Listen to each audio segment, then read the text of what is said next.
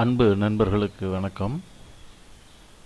TNTET தேர்வு எழுத இருக்கும் உங்களுக்கு கணித பாடத்தில் வர்ற அந்த 30 கேள்விகளை எப்படி எதிர்கொள்வது அப்படிங்கிறத பற்றி காணொளி போடலான் இருக்கேன். அதில் முதலாக 2012 டெட்டில் கேட்கப்பட்ட வினாக்களுக்கான விடைகளை நம்ம இப்போ பார்க்க போகிறோம். கணிதத்தை பற்றி பயப்படவே வேண்டியதில்லை. நீங்கள் இந்த தேர்வுகளில் கேட்கப்பட்ட வினாக்களை புரிஞ்சுக்கிட்டீங்கன்னாலே வரப்போகின்ற தேர்வில் எப்படிப்பட்ட கேள்விகள் வரும் அப்படிங்கிறது உங்களுக்கு தெரிஞ்சிடும். அதனால் பயமே இல்லாமல் சந்தோஷமாக எதிர்கொள்ளுங்க. கண்டிப்பாக உங்களால் நிறைய மதிப்பெண்கள் பெற முடியும். இப்போ முதலாவதாக இந்த கேள்வியை பாருங்கள். 67.542 அடுக்கு 2 மைனஸ் 32.458 அடுக்கு 2 இது ப்ராக்கெட்டுக்குள்ளே இருக்குது. அதுக்கு கீழே பகுதியாக 75.458 மைனஸ் 40.374 அப்படிங்கிற தசம எண் கழித்தல் அடியில் இருக்குது. இதுக்கு மதிப்பு என்ன அப்படின்னு கேட்டு ஒரு 4 ஆப்ஷன் கொடுத்துருக்காங்க. இது 2012 டெட்டு வினாத்தாளில் கேட்கப்பட்ட கேள்வி. இதுக்கு தீர்வு கண்டுபிடிக்கணும்னா இப்போ டெட்டு வினாத்தாட்களை பொறுத்த வரைக்கும் இந்த அல்ஜிப்ரிக் ஐடென்டிட்டிஸ் அப்படின்னு சொல்லப்படுகின்ற இயற்கணிதத்தில் இந்த ஐடென்டிட்டிஸை பயன்படுத்தி நிச்சயமாக கேள்விகள் கேட்கப்படுகின்றன. அப்போ இந்த a square minus B square வடிவத்தில் இது இருக்குது. இதனுடைய தொகுதி ஏ ஸ்கொயர் மைனஸ் பி ஸ்கொயருங்கிற வடிவத்தில் இருக்குது. அப்போ அதற்கான முற்றொருமை ஏ ப்ளஸ் பி இன்ட்டு ஏ மைனஸ் பி. இப்போ இந்த முற்றொருமையை பயன்படுத்தினாலே இந்த கேள்வியை மிக எளிமையாக நம்ம தீர்த்திடலாம். இங்கே மேலே இருக்கிறதுல இது மொதல் நம்பர் 67.542 ஏ 32.458 பி.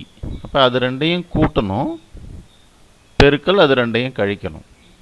இப்போ இது ரெண்டையும் கூட்டினீங்கன்னா இந்த மாதிரி வினாக்களில் பெரும்பாலும் பார்த்தீங்கன்னா இது ரெண்டையும் கூட்டும்போது பாருங்கள், இங்கே 8 இங்கே 2 இப்போ கூட்டினா 10. அந்த ஒன்று இங்கே எடுத்துகிட்டு வந்தீங்கன்னா 6 இங்கே 4 10. இங்கே அந்த ஒன்று இங்கே கூட்டினீங்கன்னா 5 5 10. இப்போ முழுமையாக பெறுது. பாக்கி ஒன்று இருக்குது 3 7 10. அப்புறம் 4 6 10. அப்போ 100ங்கிற எண் கிடைக்கிது நமக்கு. கீழே அதே போல் இந்த கழித்தலை செஞ்சிங்கன்னா இதற்கான விடை நமக்கு 35.084 அப்படின்னு கிடைக்குது. இந்த 100ஆல் பெருக்கணும்னா இங்கே 3508.4. கீழே என்ன இருக்குது அப்படின்றத பார்த்துட்டு நம்ம இந்த பெருக்கல் வேணுமா வேணாமான்னு முடிவு பண்ணிக்கலாம். இப்போதைக்கு நமக்கு 100 பெருக்கல் 35.084 இருக்கும். டினாமினேட்டரில் இந்த கழித்தல் செய்வோம். இப்போ இங்கேருந்து கழிச்சிங்கன்னா 8ல் 4 போனால் 4. அதாவது இந்த தசம இடத்தை இது 10ல் 1, இது 100ல் 1, இது 1000ல் 1. அப்போ 1000ல் 1லேருந்து 1000ல் 1 கழிக்கணும். 8ல் 4 போனால் 4. இங்கேருந்து ஒன்று கடன் வாங்கிங்க 15ல் 7 போனால் 8. இங்கே கடன் வாங்கினதுனால 3 தான் இருக்கும். 3ல் போனால் 0. அப்புறம் இங்கே பார்த்தீங்கன்னா 5 மைனஸ் 0 5 3 7 மைனஸ் 4 3. இப்போ கொடுக்கப்பட்ட கோவையை நம்ம எப்படி எழுதலாம்? இதுக்கு ஆன்சர் என்ன வந்துச்சு? 35.084. இது எங்கே ஏற்கனவே தொகுதியில் பெருக்கல்ல இருக்குது. இப்போ அப்படியே எழுதணும்னா தொகுதி என்ன அப்படின்னு பார்த்தீங்கன்னா இதோடைய ஏ ப்ளஸ் பி இன்ட்டு ஏ மைனஸ் பி வடிவம் 100 இன்ட்டு 35.084.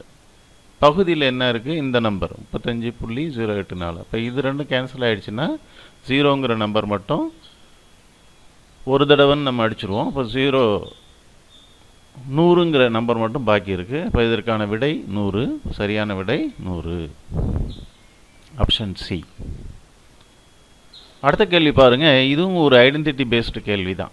இதை பார்த்தீங்கன்னா இதில் என்ன இருக்குது பாருங்கள். 13 cube plus 7 cube by 13 square plus 7 square minus x equal to 20 எனில் எக்ஸின் மதிப்பு காண்க. இந்த ஐடென்டிட்டிஸ் நிச்சயமாக நீங்கள் நல்லா படிச்சுக்கணும். இதில் பயன்படுற ஐடென்டிட்டிஸ் என்னென்னா a cube plus B cube. இப்போ a cube plus B cube a cube minus B cube ஒன்று இருக்கும். அதுக்கு வெளியில் ஏ மைனஸ் பி வரும். உள்ளே ஏ ஸ்கொயர் ப்ளஸ் பி ஸ்கொயர் ஏ ப்ளஸ் ஏபின்னு வந்துடும். அப்போ இங்கே இந்த ஐடென்டிட்டி தான் நம்ம பயன்படுத்துகிறோம். A cube plus B cube. ஏன்னா இங்கே தான் இருக்குது. இப்போ இதுக்கு பதிலாக என்ன போடலாம், இங்கே ஏ 13 பி 7. இப்போ இது போட்டிங்கன்னா ஏ ப்ளஸ் பி 20ன்னு வருது. கொடுக்கப்பட்ட சமன்பாடு பார்த்திங்கன்னா 13 கூட்டல் 7, இதை நம்ம இப்போ ஏ கியூப் ப்ளஸ் பி கியூப்க்கு பதிலாக இந்த சமன்பாட்டை எழுத போகிறோம் நியூமரேட்டரில். அப்போ 13 கூட்டல் 7 பெருக்கல்ல இந்த a square plus b square minus ab, அதாவது 13 × 7. இந்த ப்ராக்கெட்லாம் க்ளோஸ் பண்ணி வகுத்தலில் கீழே இங்கே எழுத முடியலங்கிறதுனால நான் பக்கத்தில் வகுத்தல் குறி போட்டு எழுதியிருக்கிறேன். நீங்கள் நேரடியாக எழுதி பார்த்தீங்கன்னா இன்னும் எளிமையாக உங்களுக்கு தெரியும். இப்போ கீழே என்ன இருக்குது பார்த்தீங்கன்னா 13 square plus 7 square minus x equal to 20 இருக்குது. இப்போ இங்கே இந்த 13 7 கூட்டினா 20, இந்த 20 கேன்சல் ஆகிடுச்சுன்னா மேலேயும் கீழேயும் ஒரே இயற்கணித கோவை தான் இருக்குது. அதாவது 13 ஸ்கொயர் ப்ளஸ் 7 ஸ்கொயர் மைனஸ் 91 இருக்குது. கீழே என்ன இருக்குது, 13 ஸ்கொயர் ப்ளஸ் 7 ஸ்கொயர் மைனஸ் எக்ஸ்ன்னு இருக்குது. இப்போ இந்த 20 கேன்சல் பண்ணால் வலது பக்கத்தில் 1 இருக்கும் உங்களுக்கு. இப்போ இங்கே என்ன இருக்கணும் அப்படின்னா இங்கே இந்த 91 தான் இருக்கணும். எக்ஸ் இருக்க வேண்டிய இடத்துல இருக்க வேண்டிய நம்பர் என்ன, 91.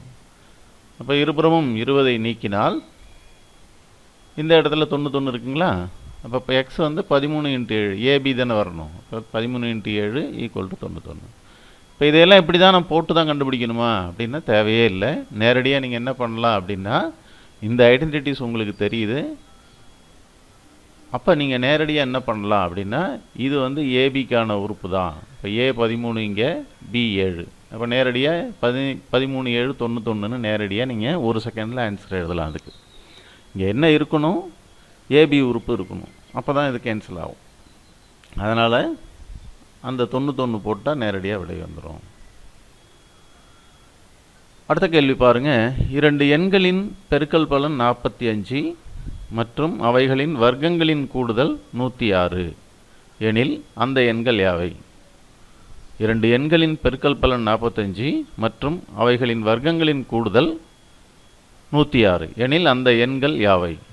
இப்போ இதுக்கு ஆன்சர்ஸ் கொடுத்துருக்காங்க. 3 மற்றும் 5, 5 மற்றும் 9, 5 மற்றும் 19, 45 மற்றும் 1.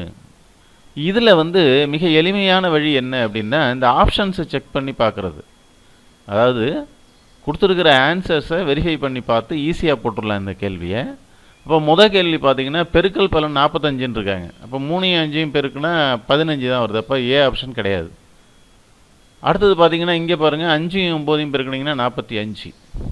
இப்போ ஒன்று தான் செக் பண்ணணும். நீங்கள் என்ன செக் பண்ணணும், வர்க்கங்களின் கூடுதல் 106 வருதா? ஏன்னா முதல் கண்டிஷன் சாட்டிஸ்ஃபைடு. பெருக்கல் பலன் வந்து 45 வந்துடுச்சு. வர்க்கங்களின் கூடுதல் என்ன வருது பாருங்கள். இப்போ 5 ஸ்கொயர் 25, 9 ஸ்கொயர் 81.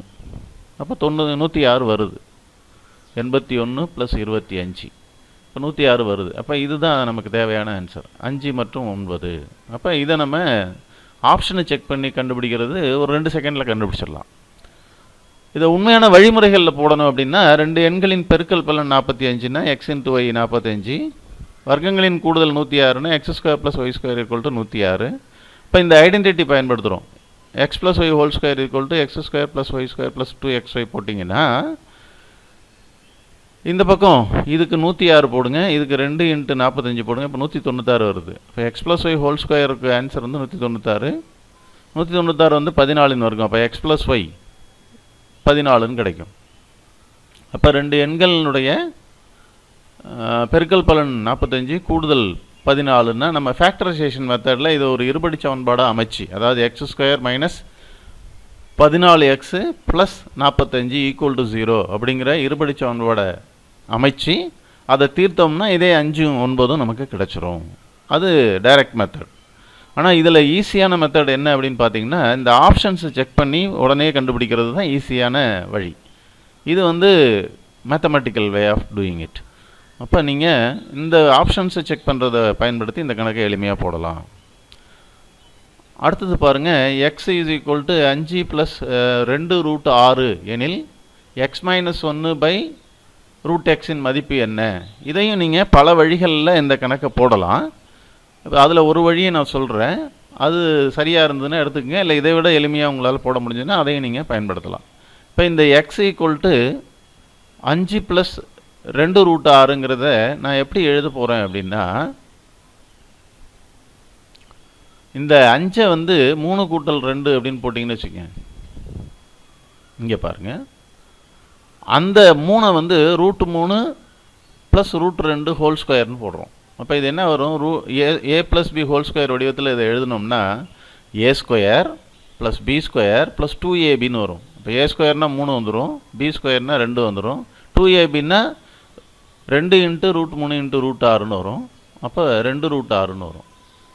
அப்போ ஒரு நமக்கு தகுந்த மாதிரி மேனிப்புலேட் பண்ணிக்கிறோம் இந்த வடிவத்தை. அப்போ இதை எப்படி எழுதலாம் அப்படின்னு பார்த்தீங்கன்னா 3 + 2 + 2 √6 அப்படின்னு இந்த 5 + 2 √6 எழுதலாம். இப்போ நம்ம இதுக்கு √x போடுறோம்னு வச்சுக்கோங்க. அப்போ என்ன ஆகும்? எக்ஸை நம்ம என்னன்னு எடுத்துருக்குறோம்? √3 + √2 ஹோல் ஸ்கொயர்னு எடுத்துருக்குறோம் எக்ஸை. இப்போ √x இந்த ஸ்கொயர் மட்டும் கேன்சல் ஆகிடும். இப்போ √x என்ன வரும்? √3 + √2 வரும். இப்போ 1/√x என்ன வரும்? 1/√3 + √2 வரும். இப்போ இதை இணை காரணியால் பெருக்கிறீங்கன்னு வச்சுக்கோங்க. கீழையும் மேலையும் வந்து √3 - √2 தொகுதியிலையும் பெருக்கிறோம், பகுதியிலையும் பெருக்கிறோம். தொகுதியிலையும் பெருக்கிறோம், பகுதியிலையும் பெருக்கிறோம்.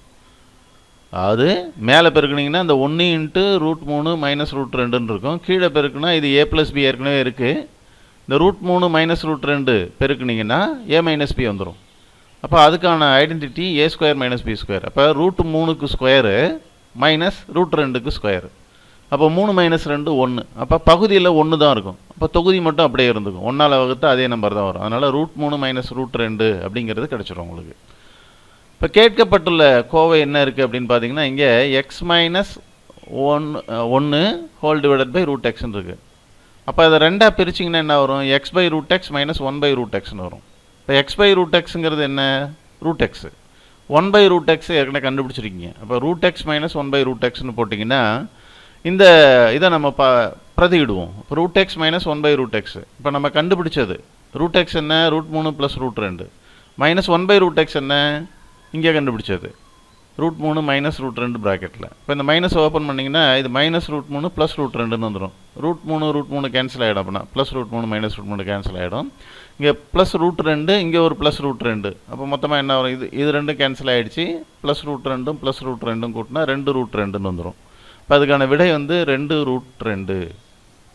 புரியுதுங்களா? அது இப்போ மிக எளிமையாக நம்ம இதை போட்டுடலாம். ஓகேவா? அடுத்த கேள்வி பாருங்க. ஏ என்பவர் 30% மதிப்பெண்கள் பெற்று 15 மதிப்பெண்கள் குறைவினால் தோல்வியுற்றார். அதாவது டெஸ்ட் வச்ச மார்க் ஃபுல் மார்க்கில் 30% பெற்றார். அவர் 15 மதிப்பெண் குறைவினால் தோல்வியுற்றார். பி என்பவர் 40% மதிப்பெண் பி என்பவர் 40% மதிப்பெண்கள் பெற்று தேர்ச்சி பெற வேண்டிய மதிப்பெண்ணை விட 35 மதிப்பெண்கள் அதிகமாக பெற்றார் எனில் தேர்ச்சி விழுக்காடு எவ்வளவு? இதான் கேள்வி. இப்போ நம்ம இந்த கேள்விக்கு நம்ம எப்படி பண்ணணும்னா மொத்த மதிப்பெண்களை எம்னு வச்சுக்கிறோம். மார்க்கு ஏயின் மதிப்பெண் எவ்வளோ?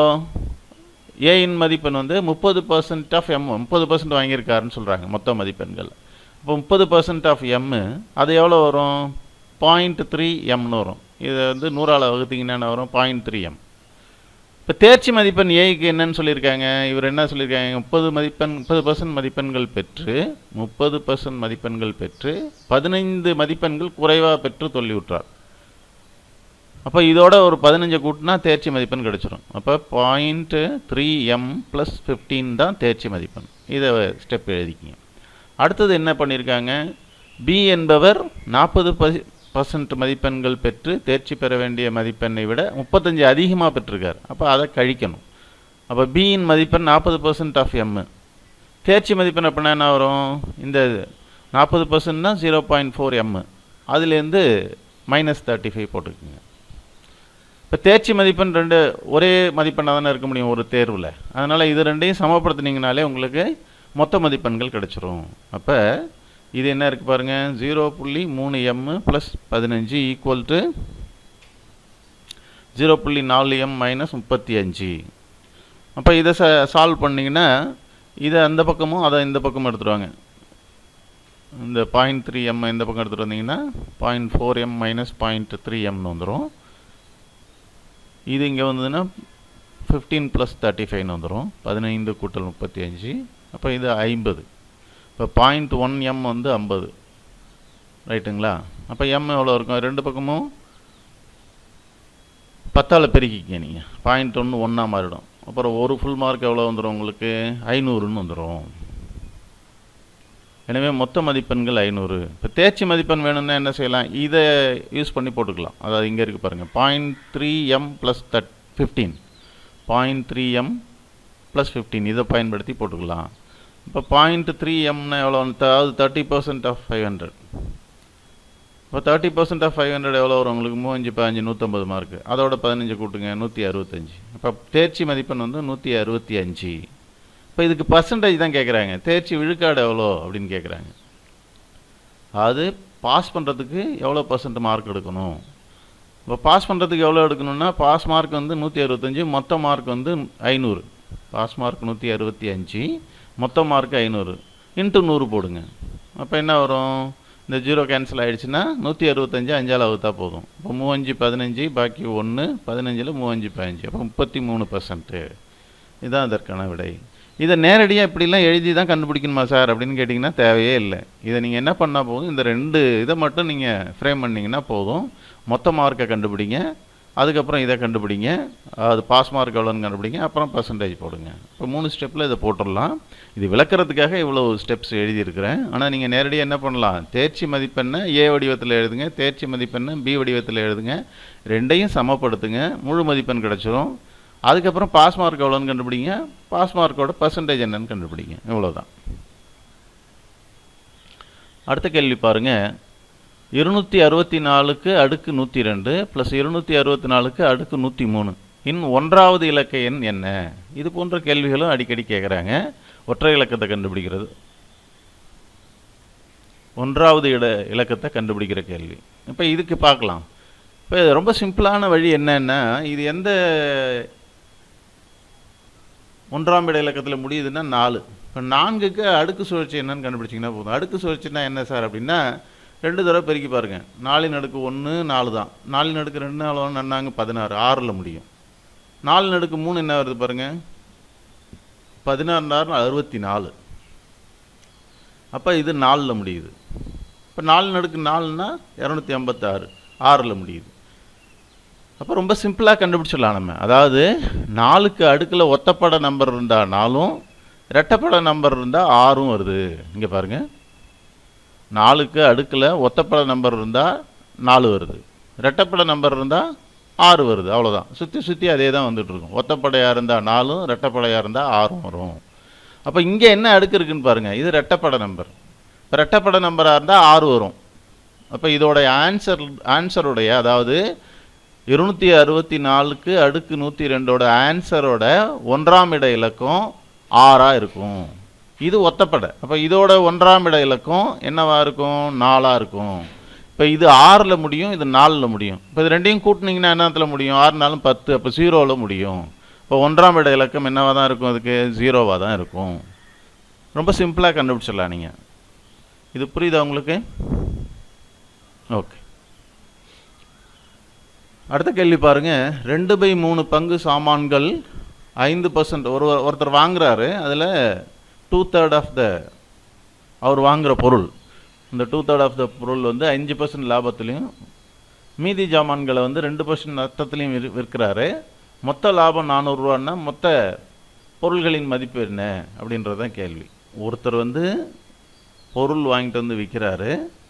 அவர் வாங்கிட்டு வந்த பொருளில் 2/3 பங்கு பொருள்களை 5% லாபத்திலும், மீதி பொருட்களை 2% நஷ்டத்துலையும் விற்கிறார்.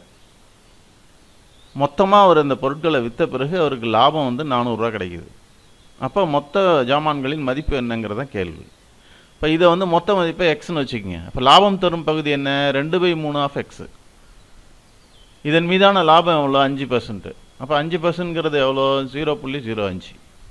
மீதி பகுதி எவ்வளோ? 2/3க்கு மீதி வந்து 1/3. அப்படியே கழிச்சிக்கலாம் நீங்கள். 2/3ன்னா இந்த 3ல் 2 போனால் 1, 1/3. 2ஓட எதை கூட்டினா 3 வருங்கிறது தான் மீதி. அப்போ 1/3 தான் மீதி பகுதி. அதுக்கு நஷ்டம் கிடைக்கிது. நஷ்டம் எவ்வளோ? 2%. அப்போ 0.02. இப்போ மொத்த லாபம் வந்து எப்படி கண்டுபிடிக்கலாம்? இந்த லாபம் அதாவது 2/3x-ஓட 5%, 1/-1/3-ஓட 2%. ஏன்னா இதில் லாபம், இதில் நஷ்டம். அப்போ மொத்த லாபங்கும்போது இந்த லாபத்துலேருந்து அடைஞ்ச நஷ்டத்தை கழிச்சுக்கிட்டால் மொத்த லாபம் கிடச்சிரும். அப்போ இதுக்கான விடை என்ன வருது பாருங்கள். இப்போ நீங்கள் வந்து இதை சுருக்குனீங்கன்னா என்ன கிடைக்கும் உங்களுக்கு?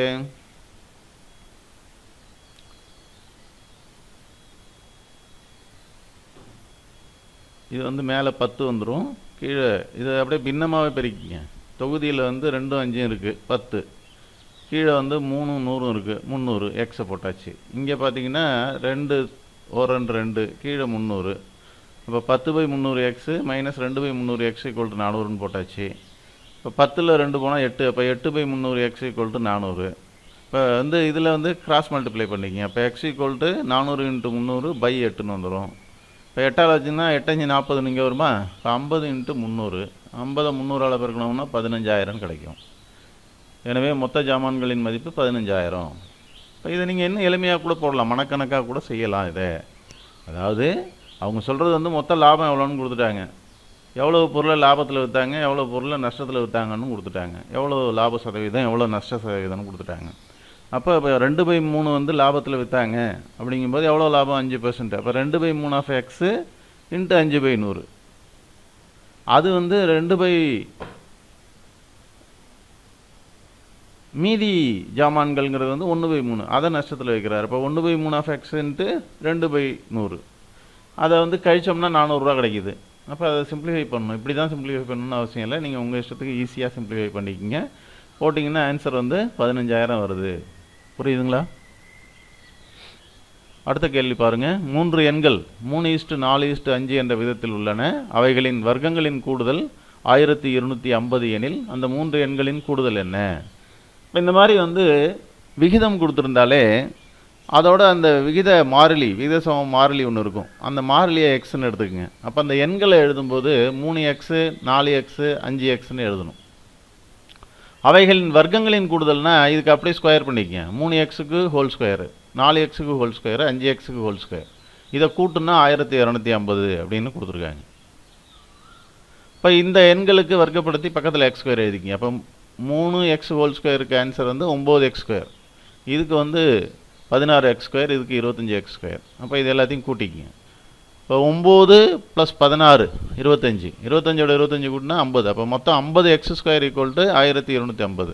இப்போ x² = 1250, 50ஆல் வகுக்கணும். ஒரு 0 0 கேன்சல் பண்ணிவிடுங்க. 125 5ஆல் அடிங்க. இப்போ 2 5 10, பாக்கி 2 25ல் 5 25. அப்போ 25ங்கிற விடை கிடைக்கும் அதுக்கு. இப்போ x² மதிப்பு 25. அப்போ எக்ஸுக்கு என்ன ஆன்சர் இருக்கும்? அப்போ 25ங்கிறது 5ஓட இருக்கும். அப்போ எக்ஸுக்கு மதிப்பு 5ஆக இருக்கும்.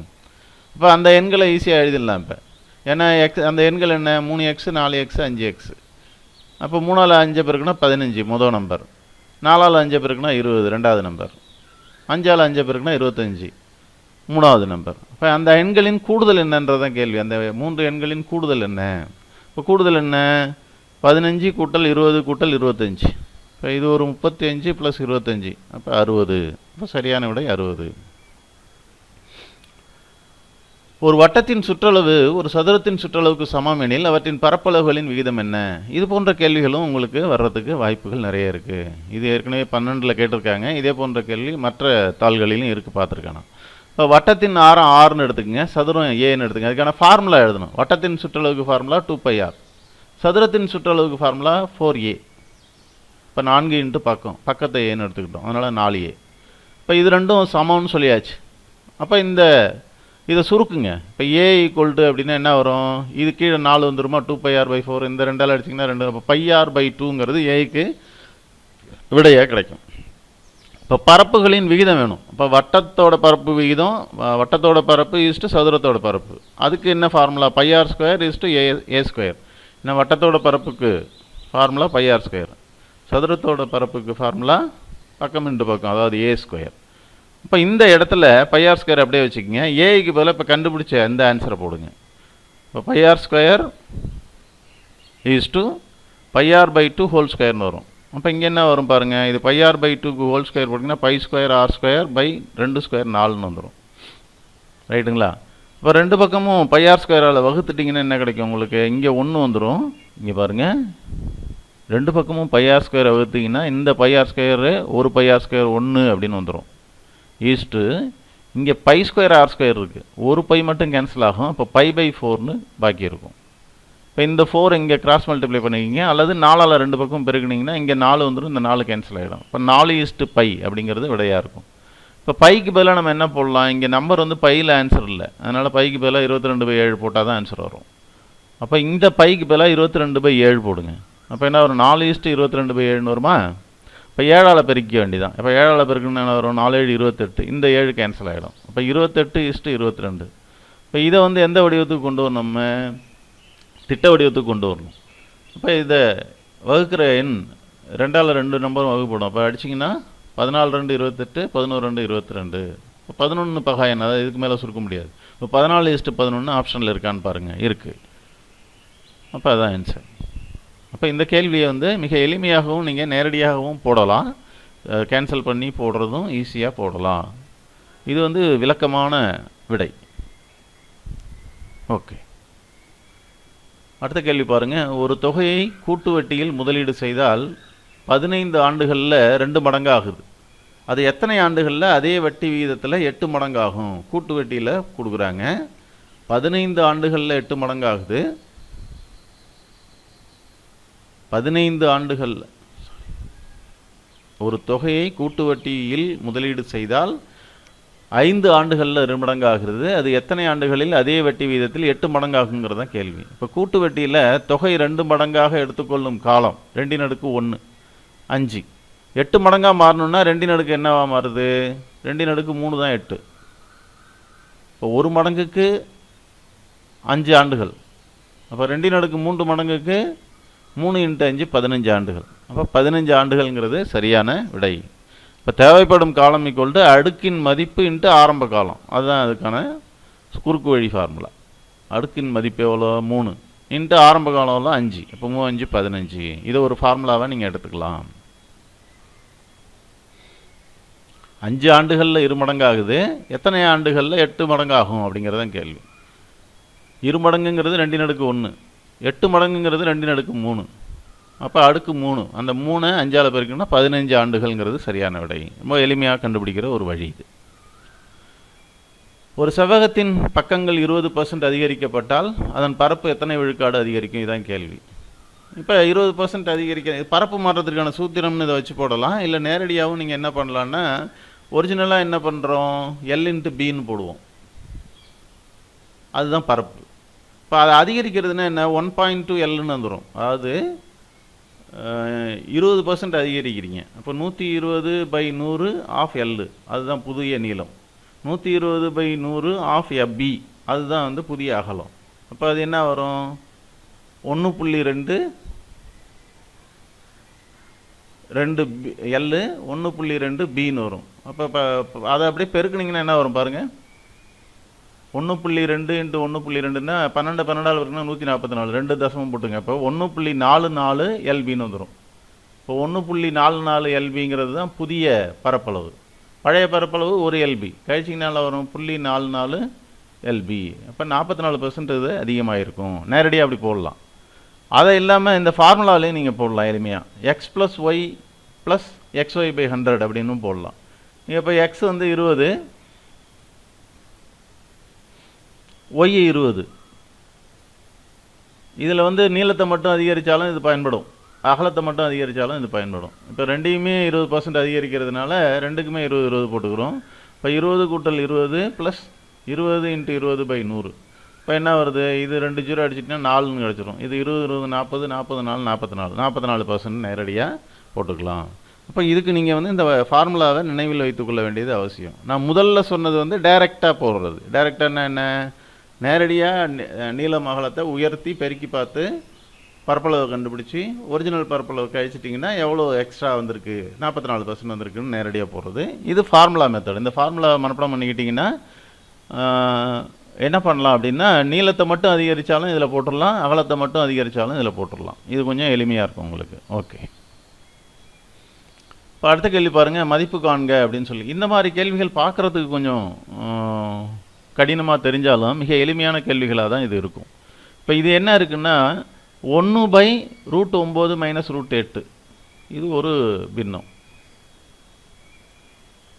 அடுத்தது -1/√8 minus √7 plus 1/√7 minus √6 minus 1/√6 minus √5 plus 1/√5 minus √4.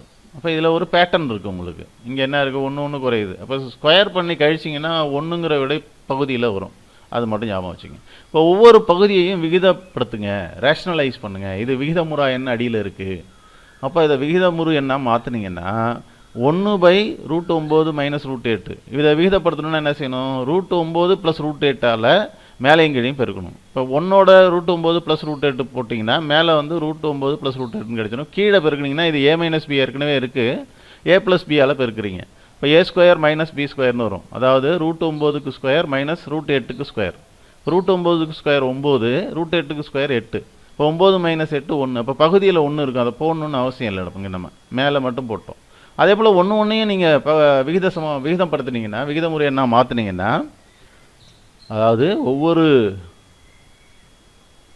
ஒவ்வொன்றையும் நீங்கள் பகுதியை விகிதமுறை என்ன மாற்றினீங்கன்னா என்ன ஆன்சர் கிடைக்குது, 1/√8 மைனஸ் √7 ஈக்குவல் என்னென்னு வந்துடும், மேலே பெருக்கும்போது √8 ப்ளஸ் √7ன்னு வரும். அதே போல் மற்றவையும் மாறும். அப்போ இந்த இதில் கொண்டு வந்து இதை போட்டிங்கன்னா இதுக்கு என்ன ஆன்சர் இருக்கும், √9 ப்ளஸ் √8ன்னு இருக்கும். இதுக்கு என்ன ஆன்சர் இருக்கும், மைனஸ் குறிக்கி ப்ராக்கெட்டுக்குள்ளே என்ன இருக்கும், √8 ப்ளஸ் √7ன்னு வரும். அடுத்ததில் என்ன இருக்கும், ப்ளஸ் √7 ப்ளஸ் √6 மைனஸ் என்ன இருக்கும், √6 ப்ளஸ் √5 ப்ராக்கெட்டுக்குள்ளே. மைனஸ் ப்ளஸ்ன்னு மாறி வருது பாருங்கள். ப்ளஸ் இங்கே என்ன இருக்கும், √5 √4. அப்போ என்னென்ன கேன்சல் ஆகும்னு பாருங்கள். இந்த மொதல் நம்பரும் கடைசி நம்பர் மட்டும் தான் பாக்கி இருக்கும். இங்கே பாருங்கள் √8 மைனஸ் √8ன்னு ஆகிடும். இது ரெண்டும் கேன்சல் ஆகிடும். மைனஸ் √7 இங்கே வர்ற ப்ளஸ் √7ஓட கேன்சல் ஆகிடும். ப்ளஸ் √6 மைனஸ் √6ஓட கேன்சல் ஆகிடும். இங்கே வர்ற மைனஸ் √5 இங்கே வர்ற ப்ளஸ் √5 கேன்சல் ஆகிடும். கடைசியாக இருக்கிற √4 மட்டும் பாக்கி இருக்கும். இப்போ √9க்கு ஆன்சர் வந்து 3, √4க்கு ஆன்சர் வந்து 2. அப்போ 3ஐயும் 2ஐயும் கூட்டினா 5. அப்போ இதுக்கான விடை 5. பார்க்குறதுக்கு கடினமான கேள்வியாக தெரிஞ்சாலும் இது வந்து மிக எளிமையான கேள்வி தான். இதை வந்து என்ன பண்ணணும், எங்கெல்லாம் நீங்கள் வந்து பகுதியில் விகிதமுறா எண்ணை பார்க்குறீங்களோ, எங்கெல்லாம் பகுதியில் விகிதமுறா எண்ணை பார்க்குறீங்களோ அங்கெல்லாம் அதை வந்து விகிதமுறை எண்ணாக மாற்றணும். மாற்றினீங்கனாலே இதுக்கான விடையை எளிமையாக கண்டுபிடிச்சிடலாம். 43, 91 மற்றும் 183 ஆகிய எண்களை வகுக்கும்போது சமமான மீதி கிடைக்க பெற்றால் இவைகளை வகுக்கக்கூடிய மிகப்பெரிய எண் எது? சமமான மீதி இது ஒரு கான்செப்ட், நல்லா கவனிச்சிங்க. இத்தகைய கணக்குகளுக்கு எண்களுக்கு இடையான வித்தியாசத்தை முதல்ல கண்டுபிடிக்கணும். இப்போ வித்தியாசத்தை பெரிய நம்பர்லேருந்து சின்ன நம்பரை கழிக்கிறது தான் வித்தியாசம். பெரிய நம்பர்லேருந்து சின்ன நம்பரை கழிக்கிறது தான் வித்தியாசம். அப்போ 91 மைனஸ் 43 48. அடுத்தது 183 மைனஸ் 91 92. அடுத்தது 183 மைனஸ் 43 140. இப்போ இந்த கழித்து வர்ற ஆன்சர் இருக்குது பாருங்கள். இதுக்கு நீங்கள் என்ன கண்டுபிடிச்சா போதும், ஹெச்சிஎஃப் கண்டுபிடிச்சிங்கன்னா இங்கே இவற்றை வகுக்கக்கூடிய மிகப்பெரிய எண்ணை கண்டுபிடிச்சிடலாம் நீங்கள், மீதி ஒரே நம்பர் கொடுக்குறது. அப்போ இதுக்கு கண்டுபிடிச்சிங்கன்னா என்ன வரும், இப்போ இதை அப்படியே வந்து நம்ம ஃபேக்டரைஸ் பண்ணி எழுதினோம்னா 4 12 48, 4 23 92, 4 35 140. இப்போ இங்கே 23ங்கிறது பகையன், அதனால் இதுக்கு மேலே இதை பகுக்க முடியாது, ரைட்டுங்களா? அப்போ இதில் எல்லாத்துலேயும் இருக்கிற பொதுவான மிகப்பெரிய காரணி வந்து 4 தான். இப்போ 4 தான் இதுக்கான விடை. 4 10 40 பாக்கி 3. அதே போல் இதை 4ஆல் வகுத்தீங்கன்னா 22 4 அப்படின்னு வரும். 88 அதோட 3 கூட்டிங்கன்னா 91. இதை 4ஆல் வகுத்தீங்கன்னாலும் அதே போல் 4ஆல் வகுத்தினா நன்னாங்க 16 20ல் 5 20. இப்போ 25 தடவை 3 இப்போ கிடைக்குது. இங்கே நமக்கு கிடைக்கக்கூடிய சமமான மீதி வந்து 3. அப்போ இந்த வகுக்கக்கூடிய மிகப்பெரிய காரணி என்னென்னா 4 தான். ஓகே, அடுத்த கேள்வி பாருங்கள். a + b + c = 13 மற்றும் a² + b² + c² = 63 எனில் ab + bc + ca இன் மதிப்பு என்ன? இதுவும் வந்து ஐடென்டிட்டிஸ் பேஸ் பண்ணி. அப்போ இந்த ஒரே ஒரு கொஷின் பேப்பர்லேயே கிட்டத்தட்ட 4 கேள்வி உங்களுக்கு வந்து ஐடென்டிட்டியை பேஸ் பண்ணி கேட்டிருக்காங்க, முற்றொருமைகளை பயன்படுத்தி கேட்டிருக்காங்க. இப்போ முற்றொருமைகளில் நீங்கள் வந்து கண்டிப்பாக எப்படி இருக்கணும், ஸ்ட்ராங்காக இருக்கணும். a + b whole square, a - b whole square, a² - b square, a + b + c whole square, a + b + c whole cube, இதுக்கான ஃபார்முலா, அப்புறம் a cube plus B கியூப்க்கு formula, a cube minus B கியூப்க்கு formula, இது எல்லாத்தையும் நீங்கள் நல்லா மனப்பாடமாக தெரிஞ்சு வச்சுருந்தீங்கன்னா தான் பயன்படுத்தலாம். இப்போ இந்த கேள்விக்கு வருவோம். A plus b plus c whole ஸ்கொயருக்கு formula equal to a square plus b square plus c square plus 2ab plus 2bc plus 2cn இருக்கும். அந்த 2 வெளில எடுத்துட்டிங்கன்னா ஏபி ப்ளஸ் பிசி ப்ளஸ் சிஏன்னு எழுதிக்கலாம். இப்போ இந்த மதிப்புகளை இங்கே பிரதியிடுங்க. ஏ ப்ளஸ் பி ப்ளஸ் சிங்கிறது 13, இங்கே 13 ஸ்கொயர் போட்டுக்குங்க. இதுக்கு வந்து வர்க்கங்களின் கூடுதலுக்கு ஆன்சர் 69, அதை இங்கே போட்டுக்குங்க. Plus 2 into AB plus PC plus C அப்படியே இருக்கட்டும். இது 169 13 ஸ்கொயரு ஈக்குவல் டு இது அப்படியே வலது பக்கம் எழுதிக்கிங்க. இப்போ இதை மட்டும் இங்கே வச்சுக்கிட்டிங்கன்னா 169 69 போனால் 100. இப்போ 2 தடவை ab plus PC plus ca வந்து 100னா ab plus PC plus ca வந்து 100/2 50. இப்போ சரியான விடை 50. எக்ஸ் ஒரு மிகை எண்ணாகவும் ஒன்றிற்கு வேறுபட்டும் ஒன்று கிடையாதுன்னு அர்த்தம். மிகை எண்ணு ஒன்றும் கிடையாதுன்னா 2லேருந்து தான் ஆரம்பிக்கும்னு அர்த்தம். இங்கே பாருங்கள், எக்ஸ் ஒரு மிகை எண்ணாகவும் ஒன்றிற்கு வேறுபட்டும் அப்படின்னா என்ன அர்த்தம்னா, மிகை எண்ணுனா 1லேருந்து போகிறோம், 1 கிடையாதுன்னா 2லேருந்து தான் அதுக்கு மதிப்பே போடணும். இருப்பின் எக்ஸ் ப்ளஸ் 1/xன் மதிப்பு என்ன? இப்போ 2 போட்டிங்கன்னா என்ன வரும்னு நீங்கள் பார்த்தீங்கன்னாலும் தெரிஞ்சிடும். 2 கூட்டல் 1/2 இப்போ 2.5ன்னு வரும். இப்போ 2.5ங்கிறது என்ன? முதல் நம்பரே 2 தான் நம்ம போட முடியும். இப்போ 2 போட்டிங்கன்னா 2 கூட்டல் அரை 2.5, 2.5ங்கிறது 2ஐ விட அதிகம். அப்போ ஆன்சர் 2ஐ விட அதிகம். இது புரியுங்களா? 2 ரொம்ப ஈஸியான கேள்வி இது.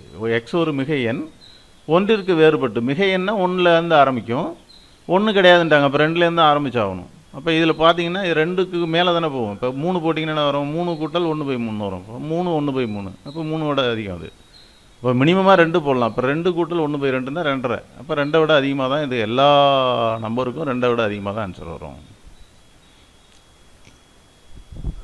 ஒரு குறிப்பிட்ட தொகையை ஆண்டுக்கு 6% தனி வட்டி விகிதத்திலும் மற்றொரு தொகையை ஆண்டுக்கு 7% தனி வட்டி விகிதத்திலும் முதலீடு செய்கிறார்.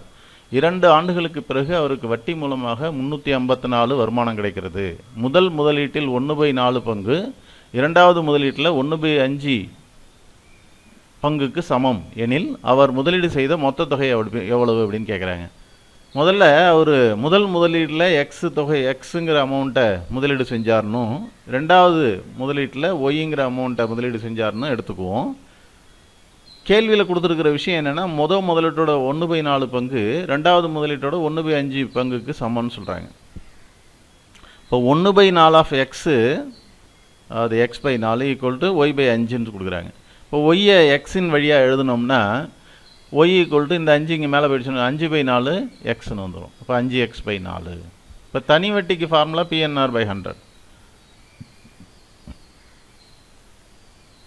அப்போ இதில் எக்ஸ் தான் வந்து என்ன அமௌண்ட்டு நம்ம எடுத்துக்கிட்டது. முதலீட்டை எக்ஸ்ன்னு எடுத்துருக்கோம். அதுக்கு 6% வட்டி. எத்தனை வருஷம்? 2 ஆண்டுகள். அப்போ இதில் வந்து நம்பரை போடுங்க. அசல் வந்து எக்ஸு, ஆண்டுகள் n வந்து 2, வட்டி வீதம் வந்து 6/100 2 வருஷத்துக்கு. ப்ளஸ் ரெண்டாவது முதலீடுக்கு வந்து ஒய் தான் அசல், அதுக்கு வந்து 2 வருடம், வட்டி வீதம் 7. அப்போ அதை போட்டுக்குங்க. அப்போ இதை போட்டோம்னா y × 2 × 7/100. இப்போ இதை வந்து அடிச்சிங்கன்னா இதை அப்படியே பாருங்கள், 2ஐயும் 6ஐயும் பெருக்குனிங்கன்னா 12x/100 இருக்கும். இதில் பார்த்தீங்கன்னா 14x/100 இருக்கும். அந்த 100ஐ வந்து பொதுவாக எடுத்து இந்த பக்கம் பெருக்கிங்க. இப்போ 12x + 14y ஈக்குவல் டு 35,400ன்னு வருது. இங்கே 2 0 சேர்த்தா. இப்போ y ஈக்குவல் டு 5x/4ன்னு இதில் பிரதிட்டுருங்க. இப்போ 12x + 14 × 5x/4. இதை 14 5 70 70 4ஆல் பார்த்தீங்கன்னா 17.5. இப்போ 12x + 17.5x ஈக்குவல் டு 35,400ன்னு வருது. இப்போ இது ரெண்டையும் கூட்டிக்கங்க. 29.5x equal to 35,400. இப்போ x ஈக்குவல் டு என்ன? இந்த 29.5 இங்கே கொண்டு வந்து வகுக்கணும். அதை வந்து என்ன பண்ணலான்னா 3,54,000/295ன்னு அடிச்சிங்கன்னா இதுக்கான விடை வந்து எக்ஸுக்கு வந்து 1200. இந்த வகுத்தில் முடிச்சிங்கன்னா இப்போ முதலீடு 1200. இப்போ ரெண்டாவது முதலீடு கண்டுபிடிக்கணும் என்ன செய்யணும்? ரெண்டாவது முதலீடு என்ன வருது? 5x/4. இப்போ 5 × 1200/4. இப்போ 6000/4 1500ன்னு வரும் அதுக்கு. அப்போ மொத்த தொகை எவ்வளோ? முதலீடு வந்து 1200, ரெண்டாவது முதலீடு வந்து 1500, கூட்டினீங்கன்னா 2700. இந்த மனக்கணக்காகவும் நீங்கள் செய்யலாம். புரியுதா? ஓகே. அடுத்த கேள்வி பாருங்கள். 312ஐ 100 மாணவ மாணவிகளிடையே ஒரு மாணவனுக்கு ரூபாய் 3.60 மாணவிக்கு 2.40 கிடைக்கும்படி பங்கிடப்படுகிறது எனில் மாணவிகளின் எண்ணிக்கை என்ன? மொத்தம் இருக்கிற மாணவ மாணவிகள் 100 பேர். 312 ரூபாயை பிரித்து கொடுக்குறாங்க. ஒரு பையனுக்கு 3 ரூபா 60 காசும் பொண்ணுக்கு 2 ரூபா 40 காசும் கொடுக்குறாங்க. இப்போ மாணவர்களை பி, அதாவது மாணவன்களை பின்னும் மாணவிகளை ஜின்னு எடுத்துக்கோங்க. இப்போ பாய்ஸ் ப்ளஸ் கேர்ள்ஸ் 100. இப்போ பாய்ஸோட எண்ணிக்கை 100 மைனஸ் கேர்ள்ஸோட எண்ணிக்கைன்னு போட்டுக்கலாம். இப்போ கொடுத்துருக்கிறபடி 3 ரூபா 60 காசு பாய்ஸுக்கு, அப்போ 3 ரூபா 60 காசு பியால் பெருக்கி ப்ளஸ் 2 ரூபா 40 காசு கேர்ள்ஸுக்கு, அதை ஜியால் பெருக்குனிங்கன்னா மொத்த அமௌண்ட்டு கிடச்சிரும். இப்போ 312. இப்போ பியின் மதிப்பை இங்கே பிரதிக்கிட்டிங்கன்னா என்ன வரும்? 3.60 into 100 minus G plus 2.40 into G equal to 312.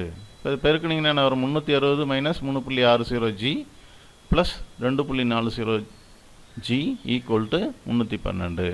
இப்போ இதில் கழிச்சிங்க 3.6லேருந்து 2.4 கழிச்சிங்கன்னா 1.2. இங்கே பெரிய எண்ணுக்கான குறி மைனஸ்ங்கிறதுனால மைனஸ் 1.20 ஜின்னு வந்துடும். இப்போ இதை இந்த பக்கம் எடுத்துகிட்டு வாங்க, அதை அந்த பக்கம் எடுத்துகிட்டு போங்க. அப்போ 360ல் 312 போனால் 48. அப்போ 48 ஈக்குவல் டு 1.20 ஜின்னு வரும். அப்போ இதை 48 1.2ஆல் வகுக்கணும். அப்போ 480 12ஆல் வகுத்துக்குங்க. இப்போ 40 அப்படின்னு விடை கிடைக்கும். 480 12ஆல் வகுத்திங்கன்னா 4 12 48 40ன்னு கிடைக்கும். எனவே மாணவிகளின் எண்ணிக்கை எவ்வளோ வந்திருக்கு? கேட்டிருக்க கேள்வி மாணவிகளின் எண்ணிக்கை தான். அதனால தான் இங்கே ஜிக்கு மாற்றிக்கிட்டோம். சரி, அது 40. புரியுதுங்களா? அது இதுவும் மனக்கணக்காக செய்யலாம். நீங்கள் ப்ராக்டிஸில் அந்த மாதிரி பண்ணலாம். அடுத்த கேள்வி பாருங்கள். ஒரு இருசமபக்க செங்கோண முக்கோணத்தின் சுற்றளவு 6 கூட்டல் 3√2 மீட்டர் எனில் அதன் பரப்பளவு என்ன? இப்போ இதில் இருசமபக்க செங்கோண முக்கோணம்னா என்ன இருக்கும்? 2 பக்கம், அதாவது அடிப்பக்கமும் உயரமும் சமமாக இருக்கும்னு அர்த்தம். செங்கோண முக்கோணத்தில் அடிப்பக்கமும் உயரமும் சமம். இது ஏன்னா அதுவும் ஏ இருக்கும். அப்போ பித்தாகரஸ் தேற்றத்தை படி பார்த்தீங்கன்னா கர்ணத்தின் வர்க்கம் மற்ற இரு பக்கங்களின் வர்க்கங்களின் கூடுதலுக்கு சமம் வந்துடும். அப்போ அதோடைய ஆன்சர் எவ்வளோ வரும் பாருங்கள். கர்ணம் ஸ்கொயர் ஈக்குவல் டு 2a ஸ்கொயர்னு வரும். இப்போ கர்ணம் ஈக்குவல் டு என்னென்னு வந்துடும்? √2aன்னு வந்துடும். இப்போ மூணாவது பக்கம் √2a, அதான் மெயின். இப்போ சுற்றளவு என்ன வரும்? a கூட்டல் a கூட்டல் a√2. இந்த இதை ரெண்டையும் கூட்டிங்கன்னா 2a கூட்டல் a√2ன்னு வரும். கொடுக்கப்பட்ட சுற்றளவு என்ன இருக்குது? 6 கூட்டல் 3√2. அப்போ 2aங்கிறது 6. அப்போ ஏவோட ஆன்சர் 3ன்னு நேரடியாக போட்டுடலாம் நீங்கள். இப்போ a 3ன்னு என்ன? ஏங்கிறது என்ன? அடிப்பக்கம். அது இருசம பக்க செங்கோண முக்கோணத்தில் அடிப்பக்கமும் உயரமும் 1. இது 3ன்னா அதுவும் 3 தான். அப்போ இதுக்கு பரப்பளவு கேட்குறாங்க. பரப்பளவு நார்மலாக நம்ம ஆஃப் பிஹெச் ஃபார்முலாலே இதை போட்டுடலாம். அரை இன்ட்டு அடிப்பக்கம் இன்ட்டு உயரம். இப்போ அரை இன்ட்டு அடிப்பக்கமும் 3 உயரமும் 3 3 9. 9ல் பாதி 4.5. அப்போ 4.5 மீட்டர் ஸ்கொயருங்கிறது இதுக்கான விடை. புரியுதுங்களா?